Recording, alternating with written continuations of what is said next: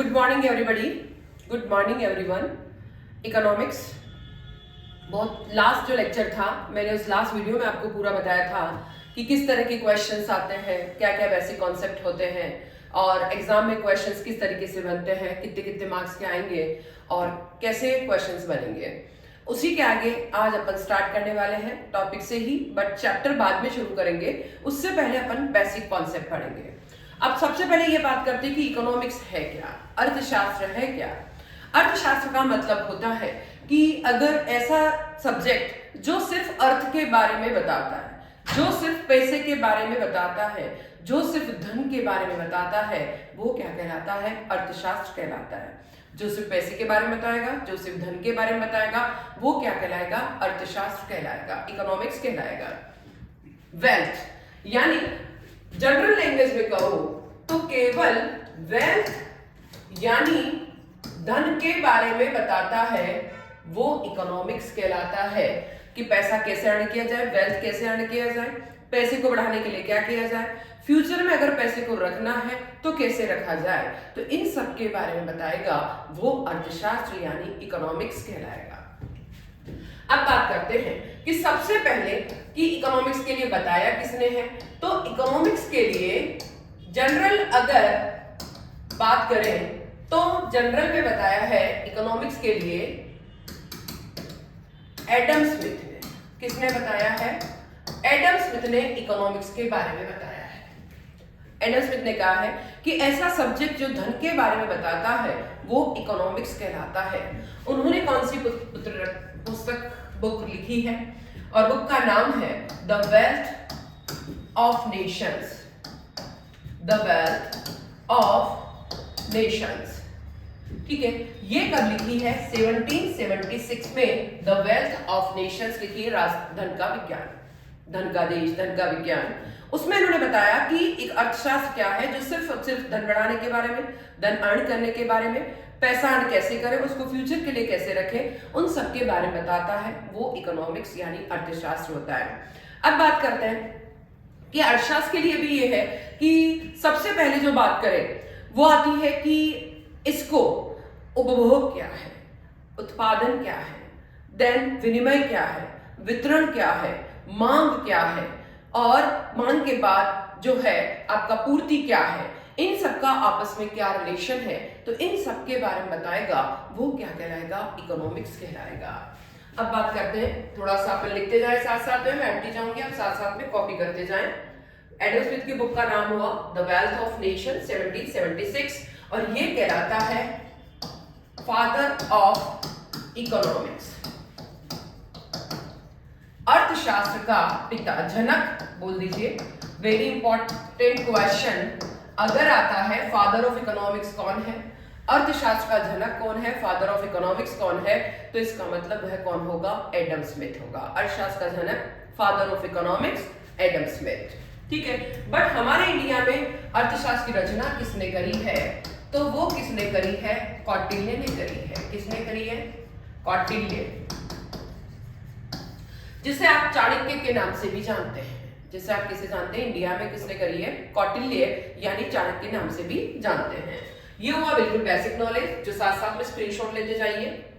अब बात करते हैं कि जो इकोनॉमिक्स है उसमें कुछ बेसिक कॉन्सेप्ट पढ़ना जरूरी है। तो सबसे पहले बात करते हैं, एक वर्ड होता है मांग। मांग के पहले हम पढ़ना चाहेंगे उपभोग क्या है, कंजप्शन। उपभोग को किससे लिखेंगे? कंजप्शन से। उपभोग क्या है? उपभोग का मतलब क्या होता है? इसका मतलब होता है उपभोग, यस, कंजप्शन। इसका मतलब होता है कि हम लोग क्या करेंगे, सबसे पहले हमें कोई चीज यूज करनी, मैं इस पेन का यूज कर रही हूँ मतलब कंजप्शन यानी उपभोग कर रही हूँ। मैं अगर इस मोबाइल का यूज कर रही हूँ, मैं इस कैमरे का यूज कर रही हूँ, मैं इस लाइट का यूज कर रही हूँ, फैन का यूज कर रही हूँ, एसी का यूज कर रही हूँ, मतलब टीवी पैनल का यूज कर रही हूँ, मतलब मैं कंजप्शन कर रही हूँ। मतलब कोई भी चीज का यूज करें वो उपभोग होता है, वो क्या होता है? कंजप्शन होता है। जिस किसी चीज का यूज आप अपनी संतुष्टि के लिए करते हैं, किसी वर्क के लिए करते हैं जो आपको सेटिस्फेक्शन देता है, इट मीन्स वह उपभोग होता है। तो जिस किसी चीज का, केवल रोटी कपड़ा मकान ही नहीं उपभोग होता है, वरन हर चीज उपभोग होती है जिस चीज को आप यूज कर रहे हैं। फिर आता है उपभोग कौन करता है, कंज्यूमर करता है, ठीक है। फिर आता है उत्पादन क्या होता है, उत्पादन इंग्लिश वर्ड होता है प्रोडक्शन। प्रोडक्शन का मतलब क्या होता है, प्रोडक्शन का मतलब होता है कि अगर सपोज मान लीजिए मैं चाहूं कि मैं प्रोडक्शन करूं, तो प्रोडक्शन के लिए क्या होगा कि मैं सिर्फ ये मान के चल रही थी कि जो खेत में प्रोडक्शन हुआ एग्रीकल्चर का वो प्रोडक्शन है, सिर्फ इंडस्ट्री चल रही है, उद्योग चल रहा, फैक्ट्री चल रही है तो वो प्रोडक्शन है, वो सब तो प्रोडक्शन है ही, बट और प्रोडक्शन क्या है और उत्पादन क्या है उसको भी अगर आप समझे तो और उत्पादन का मतलब होता है कि यूटिलिटी बढ़ाना, किसी भी चीज में उपयोगिता बढ़ाना, किसी भी चीज में यूटिलिटी बढ़ाना, वो क्या कहलाता है उत्पादन। बट कैसे, सपोज अगर नदी के किनारे मिट्टी पड़ी है और यहाँ लेके आते हैं और उससे अपना मकान बना लिया, ये बिल्डिंग खड़ी कर ली, ये रूम बन गया आपका ऑनलाइन का, तो इसका मतलब ऑफलाइन की हमारी क्लासेस चल रही है, तो वो सब जो हमने रूम बनाया है, हमने बिल्डिंग खड़ी करी है, वो प्रोडक्शन है। साथ ही अगर जंगल में लकड़ी पड़ी है, वो कुछ काम की नहीं है, बट उस लकड़ी को लाके हमने यहाँ क्या कर दिया है, लकड़ी को लिया है, लकड़ी लाके और हमने यहाँ पर ये फर्नीचर बना दिया है, इट मीन्स हमने क्या किया है, प्रोडक्शन किया है। तो प्रोडक्शन के लिए हमने क्या क्या किया, एक बार हमने नदी से मिट्टी लाके किया, मिट्टी से हमने मकान बनाया है तो प्रोडक्शन है, हमने जो है फर्नीचर बनाया है तो प्रोडक्शन है, हमने अगर जो है सबसे पहले अपन बात करें बुक सेलर के पास बुक पढ़ी है, बट बुक सेलर से अपने पास आ जाए, स्टूडेंट के पास बुक आ जाए, तो इसका मतलब वह क्या हो जाएगा, प्रोडक्शन, क्योंकि बुक सेलर के पास बुक कुछ काम की नहीं है, बट यहाँ आके हमने प्रोडक्शन, हमने क्या किया है, यहाँ लिया है इसको और यहाँ लाके हम लोग प्रोडक्शन कर रहे हैं, हम लोग उसको यूज कर रहे हैं, हम लोग पढ़ रहे हैं, तो इसका मतलब वह सब क्या है, प्रोडक्शन है। तो प्रोडक्शन का मतलब क्या हुआ, किसी भी चीज में और अधिक उपयोगिता बढ़ाना, किसी भी चीज को और अधिक उपयोगी बनाना, जैसे नदी किनारे मिट्टी पड़ी कुछ काम की नहीं, हमने मकान बना दिया, फर्नीचर हमने लकड़ी से फर्नीचर बना दिया, हमने बुक सेलर से बुक लाके और यहाँ पे अगर बिल्डिंग बना दी, सॉरी बुक सेलर से बुक लाके स्टूडेंट को दे दी, स्टूडेंट पढ़ रहे हैं तो उसकी उपयोगिता को और बढ़ाया है, तो इसका मतलब वह क्या कहलाएगा, जल्दी बोलेंगे प्रोडक्शन यानी उत्पादन। अब आता है कि प्रोडक्शन उत्पादन के बाद फिर आता है एक्सचेंज। एक्सचेंज यानी हिंदी वर्ड होता है विनिमय। बड़ी विनिमय क्या होता है, सपोज हम लोग, आपको टी शर्ट खरीदना है तो आप मार्केट जाते हैं, मार्केट जाके आपने पैसा दिया है वहां से टी शर्ट लेके आते हैं, मतलब आपने मनी दिया, मनी से एक्सचेंज क्या किया आपने, गुड्स यानी टी शर्ट को एक्सचेंज किया है। तो आप जब मनी और गुड्स का एक्सचेंज करते हैं तो वह क्या कहलाता है, एक्सचेंज कहलाता है, यानी हम एक चीज देते हैं और दूसरी चीज लेते हैं। बट इकोनॉमिक लैंग्वेज के अंदर एक्सचेंज क्या हुआ, मनी और गुड्स का जो आप बाजार जाके एक्सचेंज करते हैं, प्रोड्यूसर यानी उत्पादक और उपभोक्ता के बीच जो एक्सचेंज होता है, इट मींस वह क्या कहलाता है, विनिमय कहलाता है। फिर आता है वितरण। वितरण यानी डिस्ट्रीब्यूशन। डिस्ट्रीब्यूशन क्या होता है, उत्पादन के कितने साधन होते हैं, चलो पहले ये डिस्कशन कर लेते हैं। डिस्ट्रीब्यूशन से पहले सबसे पहले अपन बात कर रहे हैं उत्पादन के साधन। अब उत्पादन के साधन कौन कौन से हैं उसको अगर अपन डिस्कशन करें, उत्पादन के साधन कौन कौन से हैं, प्रोडक्शन फैक्टर। प्रोडक्शन फैक्टर कौन कौन से, सबसे पहले अगर आपको फैक्ट्री लगानी है तो सबसे पहला साधन आपके पास पैसा, धन, पूंजी। अगर पूंजी नहीं होगा, कैपिटल नहीं होगा, पूंजी नहीं होगा तो आप प्रोडक्शन कभी भी नहीं कर सकते। तो प्रोडक्शन करने के लिए सबसे पहले आपके पास क्या होना चाहिए, कैपिटल यानी पूंजी होनी चाहिए। क्या पूंजी आपको फ्री में दे देगा, अरे भाई आज तो भाई से भाई भी फ्री में नहीं देता है, वो क्या लेना चाहेगा, जल्दी बोलेंगे। अगर वो अपने को कैपिटल देता है, पूंजी देता है, तो उसके बदले में वो क्या चाहेगा, इंटरेस्ट चाहेगा। तो अपन बात करते हैं, सबसे पहला साधन हुआ माना की पूंजी, और उसका इंग्लिश वर्ड होता है इंटरेस्ट, ठीक है। अगर आपके पास पूंजी है, मशीनें लिया है, तो क्या मशीनें हवा में झूलेगी, नहीं। आपको कोई रूम चाहिए, कोई जगह चाहिए जहां पर मशीनरी को लगा सके। तो सेकंड फैक्टर जो वेरी इंपॉर्टेंट है वो क्या है, लैंड। क्या लैंड अपने को कोई, भूमि, लैंड का हिंदी वर्ड होता है भूमि। क्या भूमि अपने को कोई फ्री में देगा, नहीं, भूमि कोई फ्री में नहीं देगा। भूमि अगर देता है तो उसके बदले में क्या चाहेगा, भूमि, भूमि अगर देता है तो रेंट चाहेगा, तो सेकंड फैक्टर होगी रेंट चाहेगा, और रेंट को हिंदी में लगान कहा जाता है। रेंट को हिंदी में लगान कहा जाता है। क्या आपने लैंड तो खरीद ली है, क्या लैंड आपको कोई फ्री में देगा? नहीं, उसका क्या लेगा? रेंट लेगा। ठीक है, रेंट को हिंदी में क्या कहा जाएगा? लगान। फिर आता है, अगर आपने मशीनरी लेके तो आ गए, बट अब उसको मशीनरी को चलाने के लिए लेबर यानी श्रम चाहिए। श्रम कभी भी फ्री में काम नहीं करता है, वो क्या चाहता है? वेजेस। वो क्या चाहेगा? मजदूरी चाहेगा। अगर श्रमिक है तो श्रमिक हमेशा क्या चाहेगा? वेजेस चाहेगा, यानी क्या चाहेगा? मजदूरी चाहेगा। तो सबसे पहला फैक्टर हो गया लैंड। लैंड क्या चाहेगी? रेंट चाहेगी। देन सेकंड फैक्टर हो गया लेबर। लेबर क्या चाहेगा? वेजेस यानी मजदूरी चाहेगी। देन थर्ड हो गया पूंजी, जिसे हम जो है कैपिटल कहते हैं, और कैपिटल हमेशा क्या चाहेगा? ब्याज। कैपिटल हमेशा हिंदी वर्ड क्या है? ब्याज चाहेगा। ठीक है, अगर अपन ने किसी से भी कैपिटल ली है तो ब्याज लेगा ही लेगा।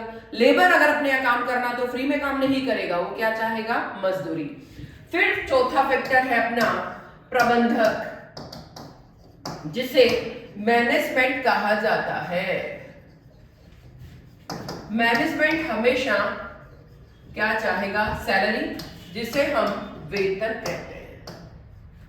यस, अब मैनेजमेंट है नेक्स्ट फैक्टर, जो है नेक्स्ट साधन है मैनेजमेंट। मैनेजमेंट क्या होता है? प्रबंधक होता है। प्रबंधक फ्री में काम नहीं करेगा, वो क्या चाहेगा? सैलरी। अब प्रबंधक कौन होता है उसको भी समझे। सपोज आपने लैंड भी रख लिया, लेबर भी आ गया, मशीनरी भी आ गई, अब क्या ये फ्री में काम करेंगे?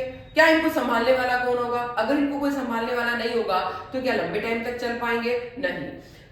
लैंड, लेबर और कैपिटल, और जो प्रोडक्शन कर रहा है इंडस्ट्री का मालिक, उन दोनों के बीच कोऑर्डिनेशन का काम जो मैनेजर होता है, जो उसको संभालने वाला अकाउंटेंट, जो सैलरी पे काम करता है, अकाउंटेंट होता है, सुपरवाइजर होते हैं, जो कि इन सबको साधनों को संभालते हैं, मैनेज करते हैं। तो इन साधनों में समन्वय का काम, कोऑर्डिनेशन का काम वो कौन करता है?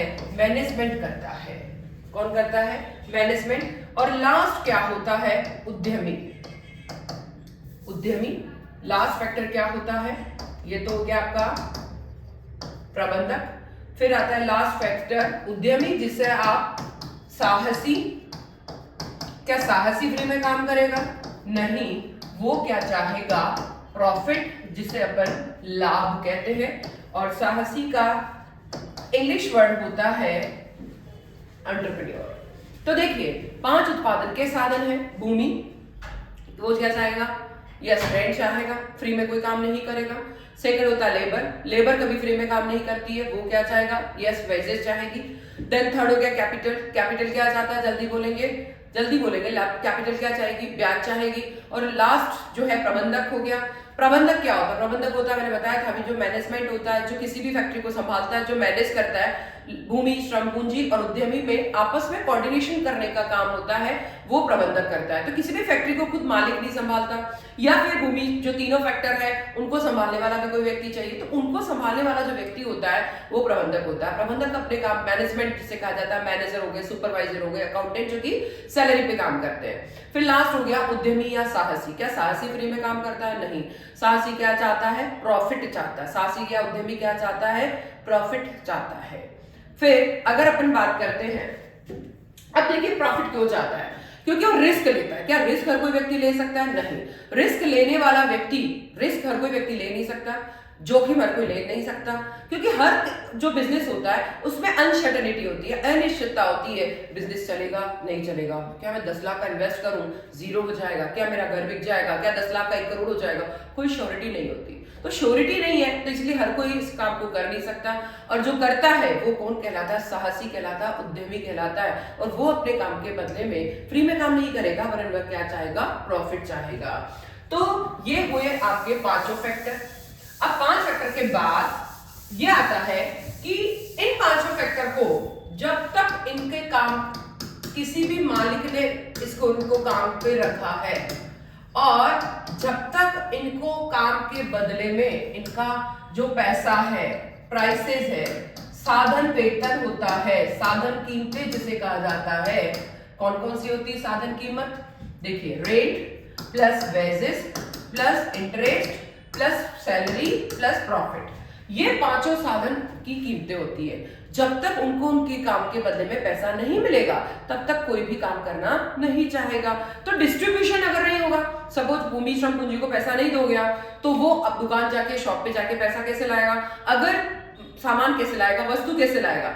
और वो अगर वस्तु लाता है तो वहां पैसे दे के आएगा, वहां पैसे दे आएगा तो दुकानदार होलसेलर को देगा, होलसेलर से सामान लाएगा, होलसेलर फिर फैक्ट्री में जाएगा, फैक्ट्री मालिक से जो है सामान लाएगा, फैक्ट्री मालिक को पैसा देगा, फिर फैक्ट्री मालिक फिर वापस प्रोडक्शन करेगा और वह पांचों उत्पादन के साधन को रखेगा। फिर पांचों उत्पादन के साधन उत्पादन करेंगे, उनको काम के बदले में मेहनत काम जो है बदले में पैसा मिलेगा और इस तरीके से पूरी की पूरी अर्थव्यवस्था चलती रहती है। अर्थव्यवस्था को चलाने के लिए इन सभी साधनों में वितरण होना जरूरी है। अगर वितरण नहीं होगा तो कोई भी इकोनॉमी नहीं चल पाएगी। और फिर आता है गवर्नमेंट, सरकार। गवर्नमेंट कौन होती है? सरकार कौन है? सरकार होती है जिसे अपन राजस्व, सरकार की जो नीति है वो राजस्व या राजकोषीय नीति भी कहलाती है, जिसका इंग्लिश वर्ड होता है फिस्कल, और इसका मतलब होता है गवर्नमेंट की इनकम प्लस एक्सपेंडिचर, आय और व्यय की नीति। आय प्लस खर्च की जो नीति है वो क्या कहलाती है? फिस्कल पॉलिसी, राजकोषीय नीति। राज मतलब हो गया सरकार, सरकार के कोष की नीति। अब हम बात करते हैं कि जो सरकार की कोष की नीति क्या होती है। सबसे पहले हम अगर सपोज हमको पैसा कहां से, आज हमारे ऊपर, हम तो गरीब है, अगर हम गरीब है तो हम पे खर्च कौन करेगा? हमको ऊपर कौन उठाएगा? अगर हमको ऊपर उठाने वाला जो है वो गवर्नमेंट ही सोचेगी। अमीर व्यक्तियों पर टैक्स लगाती है गवर्नमेंट और गरीब व्यक्तियों पे शिक्षा पे, चिकित्सा पे, रोड पे, हर चीज पे वो खर्च करती है। पेंशन पे, गरीब व्यक्तियों को पेंशन भी दे रही है। तो गरीब व्यक्तियों को जो ऊपर उठाने वाला तक है या अमीर व्यक्ति से तो टैक्स लेती है और गरीब व्यक्तियों पे खर्च करती है, वो कौन होता है? सरकार। और सरकार की जो आय और व्यय की नीति है वो राजकोषीय, राजकोष, राज मतलब सरकार, कोष मतलब आय और व्यय। अब आय कहां से मिलती है गवर्नमेंट को? देखिए, सबसे पहले आय जो मिल रही है, इनकम, वो मिल रही है, उसको कहां से मिल रही है जल्दी अपन डिस्कशन करेंगे। सबसे पहले उसको किससे मिल रही है? आय टैक्स से मिल रही है, फीस से मिल रही है, पेनल्टी से मिल रही है। खर्च कहां पे कर रही है? शिक्षा पे, चिकित्सा पे, रोड पे, डैम पे, विकास पे, इन सब पे खर्च करती है। तो गवर्नमेंट की जो आय और व्यय की नीति होती है वो क्या कहलाती है? राजकोषीय नीति। एक बार स्क्रीनशॉट ले लीजिए जल्दी से। यानी कुल मिला के अर्थव्यवस्था को चलाने के लिए क्या चाहिए? राजकोषीय नीति चाहिए। तो कुल मिला के जो आर्थिक क्रियाएं हैं, अपन ने क्या क्या डिस्कशन करी है? सबसे पहले उपभोग, फिर उत्पादन, फिर विनिमय, फिर वितरण और फिर राजस्व। यानी ये कौन कर रहा है? उपभोक्ता। ये कौन कर रहा है? उत्पादक। ये कौन कर रहा है? क्रेता और विक्रेता, या उपभोक्ता और उत्पादक के बीच। फिर वितरण कौन से हो रहे हैं? उत्पादन के साधन के बीच। और राजस्व मतलब क्या हो गया है? फिस्कल। फिस्कल यानी क्या होता है? आय व्यय की नीति। किसकी है? सरकार की। अगर ये सब है तो ही सारी आर्थिक क्रियाएं या इकोनॉमी चल पाएगी, बाकी कभी भी इकोनॉमी नहीं चलेगी। तो ये हुआ, बिल्कुल स्क्रीनशॉट ले लीजिए आप लोग जल्दी से। कई बच्चों के मैसेज भी आए, लास्ट अपन ने वीडियो डाउनलोड किया था, वीडियो डाला था, तो कि मैम क्लासेस जल्दी से आप डालिए, जल्दी क्लासेस डाल रहे हैं अपन लोग। अब बात करते हैं कि बेसिक कॉन्सेप्ट्स हो गए हैं। इस फर्स्ट जो है, फिर उत्पादन साधन अपन ने देखे कौन कौन से होते हैं। पहला भूमि, भूमि को क्या मिलता है? लगान। श्रम को क्या, भूमि हो गई, श्रम को क्या मिलती है? मजदूरी। पूंजी को क्या मिलता है? ब्याज, फिर बाद में प्रबंधक को क्या मिलता है, वेतन, और लास्ट उद्यमी को क्या मिलता है, लाभ। तो ये हुए उत्पादन के साधन। जल्दी से स्क्रीनशॉट ले लीजिए जो अपने समझ लिए हैं। यस, अब बात आती है कि उपयोगिता क्या होती है। नेक्स्ट टर्म है बेसिक कॉन्सेप्ट में, जिसका इंग्लिश वर्ड यूटिलिटी होता है। उपयोगिता मतलब होता है, यूटिलिटी मतलब होता है आवश्यकता को संतुष्ट करने की शक्ति, आवश्यकता को संतुष्ट करने की शक्ति, wants satisfying power of a commodity,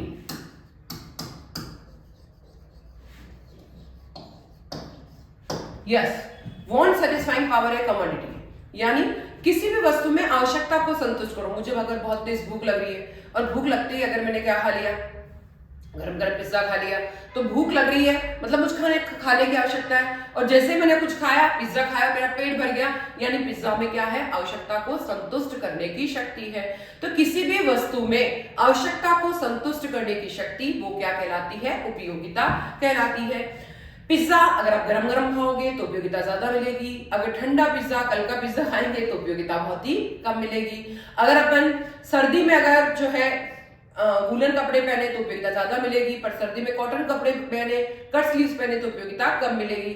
Kashmir जाके अपन कॉटन कपड़े पहनेंगे तो उपयोगिता कम मिलेगी, बट यहाँ रह के अगर अपन कॉटन कपड़े पहनेंगे तो उपयोगिता ज्यादा मिलेगी। तो उपयोगिता क्या होती है, समय और स्थान के अनुसार भी चेंज हो रही है। उपयोगिता उपभोग करने के बाद पता लगता है कि उपयोगिता है या नहीं है।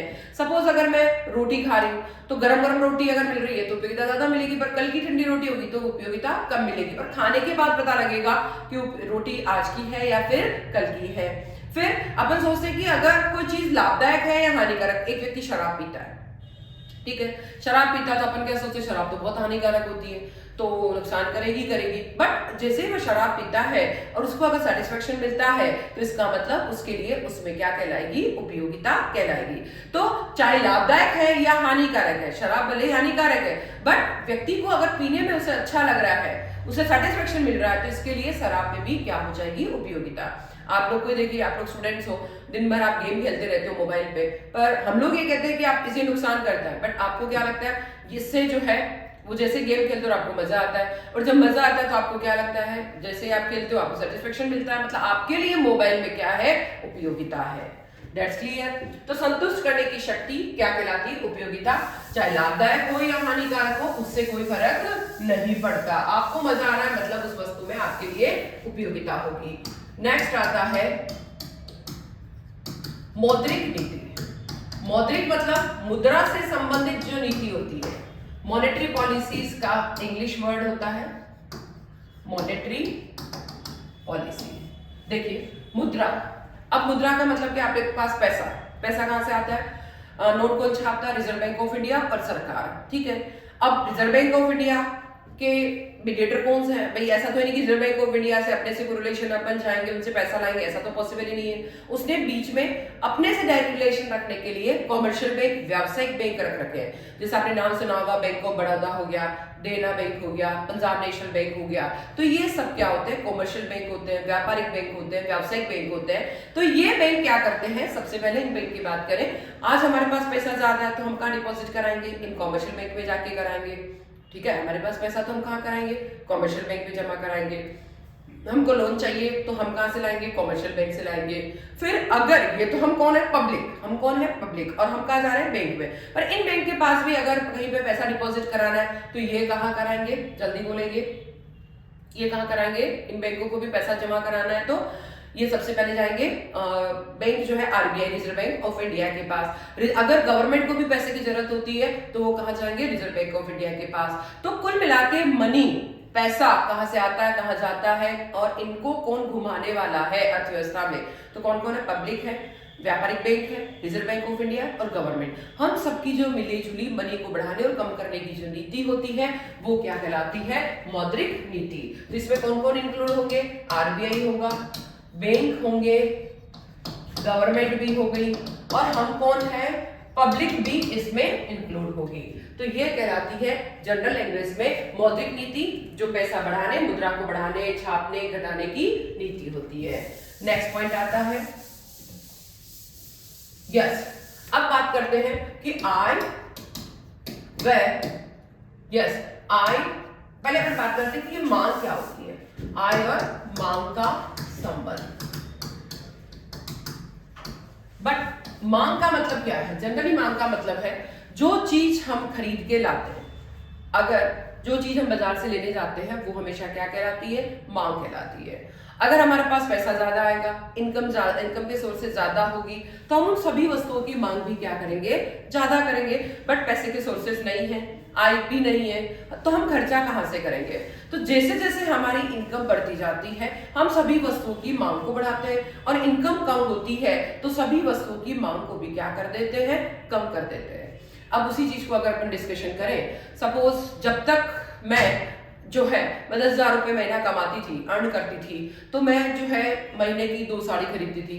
अब मेरी इनकम अगर 50,000 हो गई है तो मैं महीने की 10 साड़ी खरीदती हूँ। तो जैसे इनकम बढ़ती है हम मांग को बढ़ाते हैं, और इनकम अगर कम हो जाती है तो हम मांग को भी क्या कर देते हैं?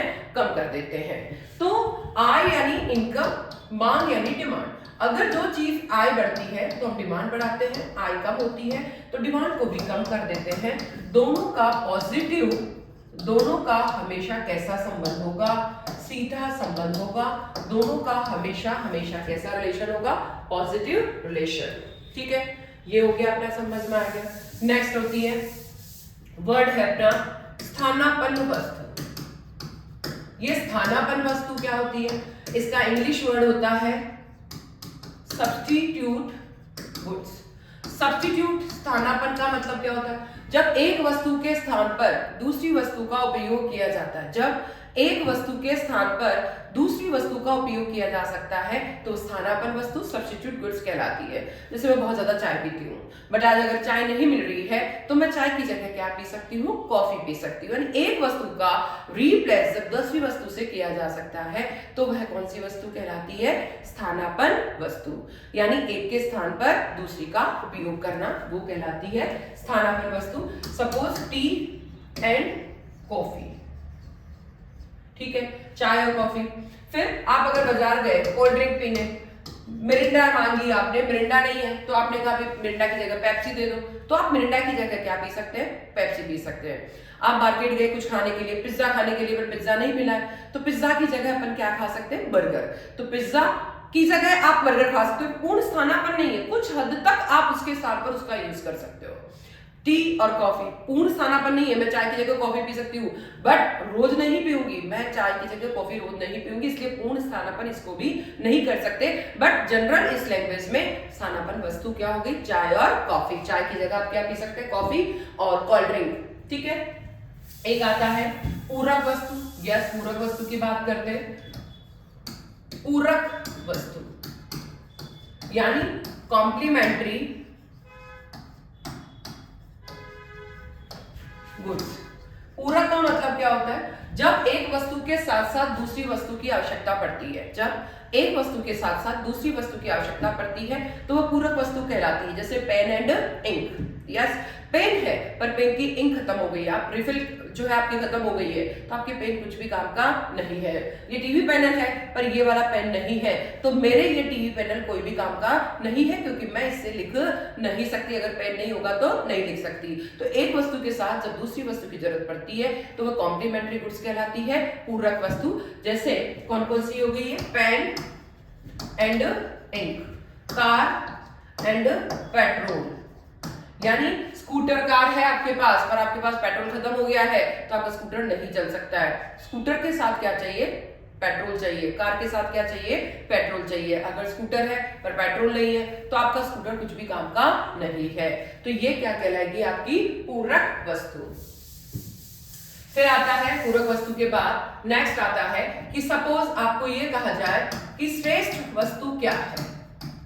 श्रेष्ठ वस्तु इंग्लिश वर्ड होता है सुपीरियर गुड्स। श्रेष्ठ वस्तु का मतलब क्या हो गया? Superior goods. सुपीरियर गुड्स क्या होती है? श्रेष्ठ। श्रेष्ठ का मतलब क्या हुआ? सपोज अगर मान लीजिए एक व्यक्ति जो 2000 रुपए अर्न करता है और आप उसे कहे कि तेरे घर में जो है एयर कंडीशनर लगा, तो वो लग्जरी कार ऑडी लेके आ, मर्सिडीज लेके आ, क्या पॉसिबल है? नहीं पॉसिबल है। यानी जिन व्यक्तियों का इनकम लेवल कम होता है, जिनकी आय कम होती है, वह श्रेष्ठ वस्तु की मांग कभी भी ज्यादा नहीं कर सकता है। यस, जिन व्यक्तियों की आय कम है वह श्रेष्ठ वस्तु की मांग कभी भी ज्यादा नहीं कर सकता। तो अपन बात करें कि वह अगर 2000 रुपए इनकम है तो वह फैन की जरूरत नहीं है। 4000 इनकम हो गई तो गर्मी लगने लग जाएगी, अपने आप ही फैन आ जाएगा घर में। 10,000 इनकम हो गई तो अब तो भी उसको फैन की जरूरत नहीं पड़, अब तो उसको अपने आप ही किसकी जरूरत पड़ेगी? कूलर की जरूरत पड़ेगी 10,000 होते।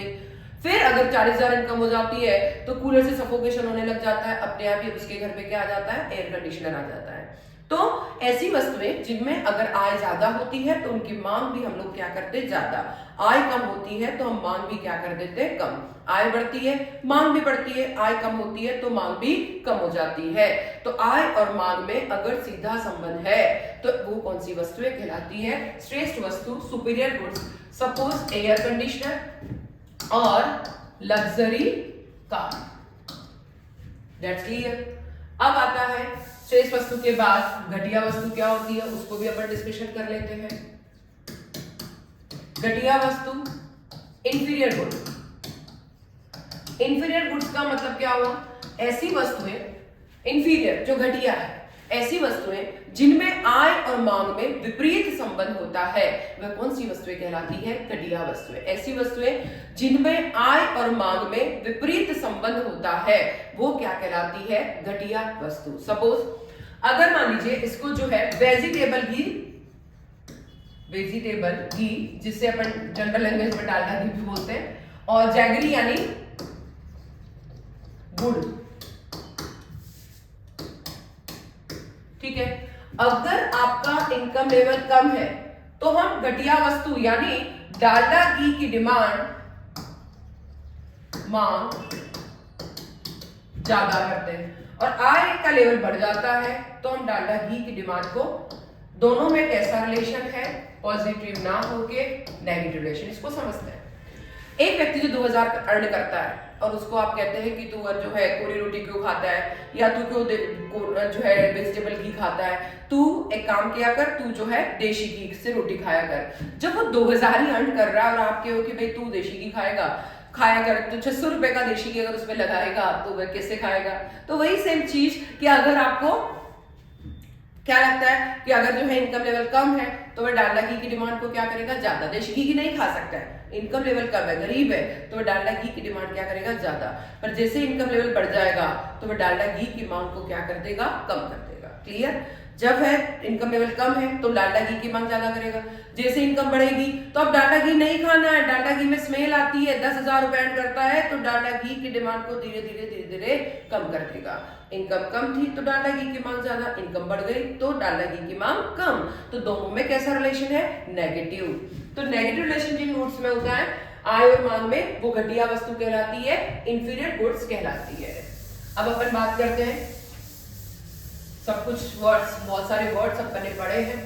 अब देखिए इकोनॉमिक्स का एक इंपॉर्टेंट लॉ है, अन्य बातें स्थिर रहे या समान रहे, एक ही बात है। Other factor remain constant.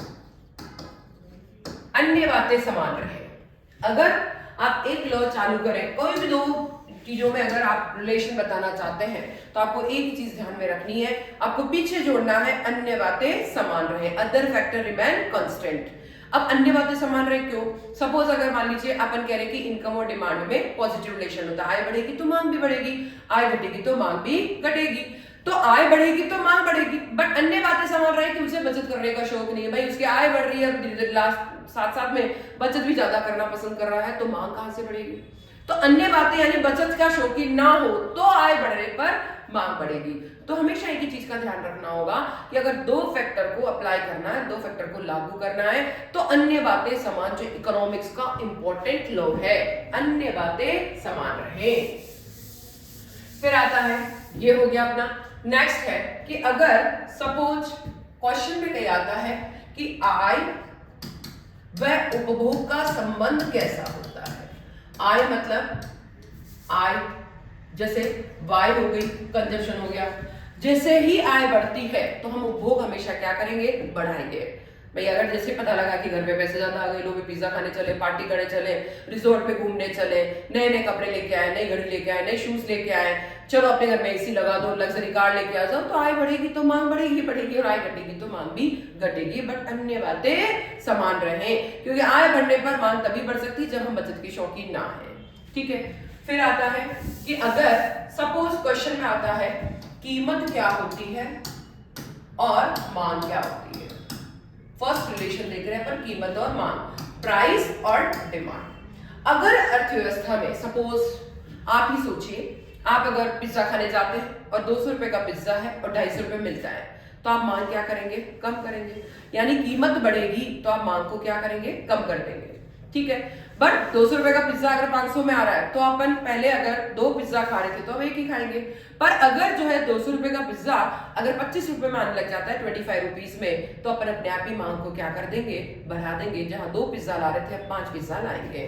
तो जैसे ही कीमत बढ़ती है हम मांग को कम करते हैं, कीमत कम हो जाती है तो हम मांग को बढ़ा देते हैं। दोनों का कैसा रिलेशन है, नेगेटिव रिलेशन है, विपरीत संबंध है। और विपरीत संबंध को हमेशा ऋणात्मक बोला जाता है। बट इसका उल्टा लेते हैं कि मांग और कीमत का कैसा संबंध है, मांग और कीमत का। अब मांग और कीमत की बात करें, पहले इसका डायग्राम बनाना सीख लो, नहीं तो फिर कहोगे मैम आपने डायग्राम नहीं बताया। लो भाई कीमत और मांग का डायग्राम भी देख लेते हैं। तो कीमत और मांग का डायग्राम देखते हैं अपन। कीमत को अपन P से डिनोट, माना कि कीमत 1 2 3 4 5 बढ़ती जा रही है, तो मांग क्या होती जा रही है, 10 8 6 4 2। जैसे जैसे 1 2 3 4 5 कीमत बढ़ती जा रही है तो मांग 10 8 6 4 2 कम होती जा रही है। ठीक है। तो कीमत और मांग में विपरीत संबंध है। अब इसका डायग्राम अगर बनाए तो डायग्राम, यहां जो डिपेंडेंट चर है वो तो आएगा एक्स अक्ष पर, यानी मांग जिसे अपन डी से डिनोट कर रहे हैं वो तो आएगा एक्स अक्ष पर।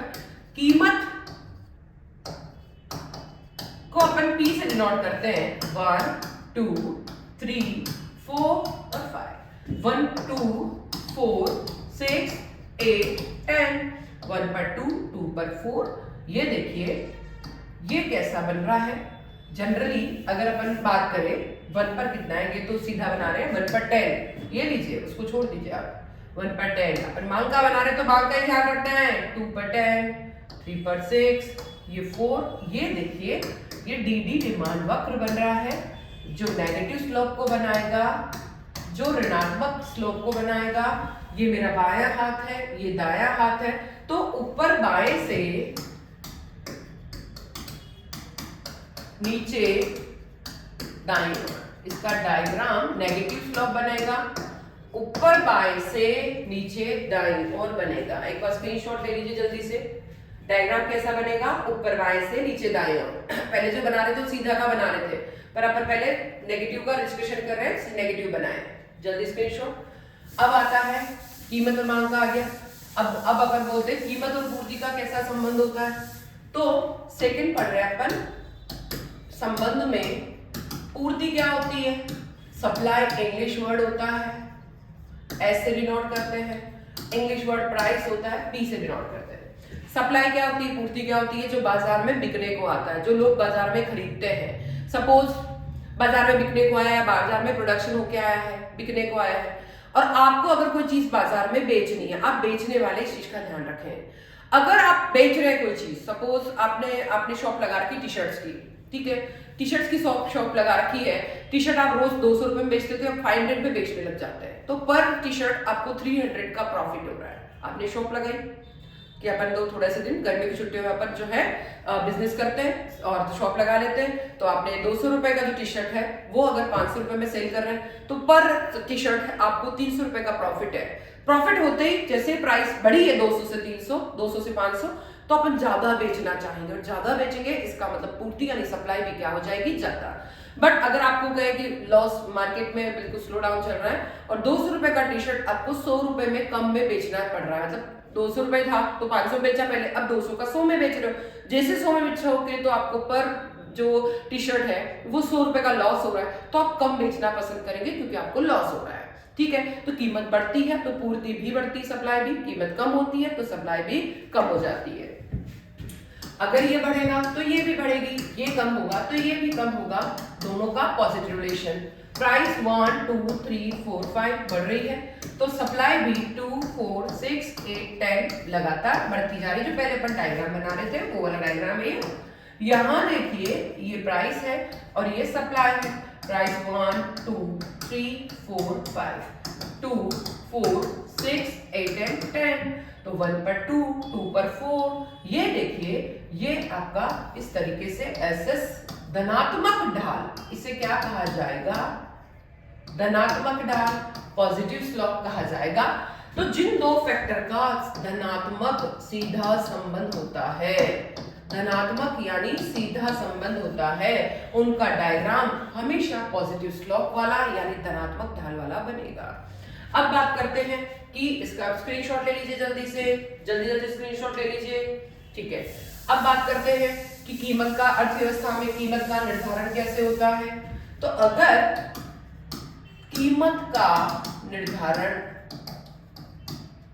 Determination of price, determination of price, कीमतों का निर्धारण कैसे होगा कि अर्थव्यवस्था में ये पेन है ये 500 रुपए का है, टीवी जो है 2 लाख रुपए का है, मार्कर है वो 200 रुपए का है, शक्कर है वो 40 रुपए केजी है, देन जो ये रेंट है शॉप का वो जो है 10,000 रुपीज है, या फिर मान लीजिए कि 60,000 रुपीज का पर 10 ग्राम सोना आता है। तो ये निर्धारित कैसे हो, मजदूर दिन भर का 1000 रुपए लेगा, 800 रुपए लेगा, ये कैसे निर्धारित होता है। तो जहां पर वस्तु की मांग और वस्तु की पूर्ति आपस में बराबर होती है वहीं पर कीमत का निर्धारण होता है। तो ये प्राइस हो गई 1 2 3 4 5, डिमांड क्या हो गई है 10 8 6 4 2 जो पहले बनाई है, और सप्लाई क्या हो गई है 2 4 6 8 और 10। तो अपन क्या डिस्कशन कर रहे हैं कि जहां पर डिमांड और सप्लाई आपस में बराबर होंगे वहीं पर प्राइस का निर्धारण होगा।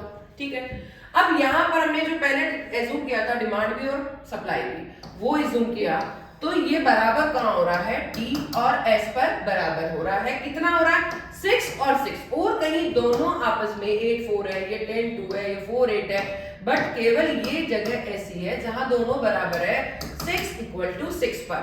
तो यहां पर जो कीमत है वो कितनी है, 3 रुपए कीमत है। अब इसका डायग्राम बनाती हूं, जो पहले अपने मांग और पूर्ति के डायग्राम बनाए थे वही मैं बना रही हूं।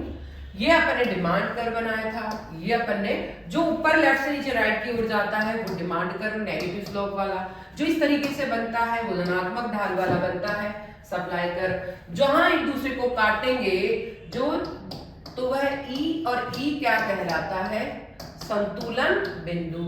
और जो संतुलन बिंदु होता है इंग्लिश में इसे इक्विलिब्रियम पॉइंट कहते हैं, और ये 6 मान ले या Q मान ले, और यहीं पर OP कीमत मान ले या 3 रुपए मान ले। तो जहां पर वस्तु की मांग और वस्तु की पूर्ति आपस में बराबर होती है वहीं पर कीमत का निर्धारण होता है।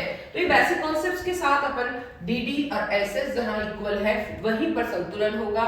6 और कहीं बराबर नहीं है, 6 और 6 पर ही बराबर है, तो वहीं पर कीमतों का निर्धारण होगा। तो देखिए एक बार थोड़ा सा स्क्रीनशॉट ले लीजिए जल्दी से। कीमतों का निर्धारण कैसे होता है, जब मांग वक्र DD पूर्ति वक्र SS बराबर होंगे वहीं पर कीमत 3 का निर्धारण, OP का निर्धारण है, E संतुलन बिंदु है। तो ये अपन जब चैप्टर पढ़ेंगे तो इतना सब कुछ करने की जरूरत नहीं पड़ेगी, अभी से ही अपना सब कुछ क्लियर हो जाएगा। ठीक है, अब देखिए जल्दी से, ये तो हुआ कीमत मांग का संबंध और कीमत पूर्ति का, पर नेक्स्ट है मांग और कीमत का संबंध। वो क्या है, मांग और कीमत, डिमांड और प्राइस। अब देखिए जिस चीज की आप मांग ज्यादा करते हैं उसकी कीमतें भी, अगर आप सपोज कीपैड मोबाइल की मांग नहीं करते, बहुत कम करते हैं, तो उसकी कीमतें 1000-1500 रुपए मोबाइल मिल जाता है। बट अगर स्मार्टफोन की अगर अपन डिमांड ज्यादा करते हैं तो उसकी कीमतें भी अर्थव्यवस्था में क्या है, ज्यादा। और अगर जिसकी मांग ज्यादा करेंगे उसकी कीमतें ज्यादा होगी, जिसकी मांग कम करेंगे उसकी कीमतें भी कम हो जाएगी।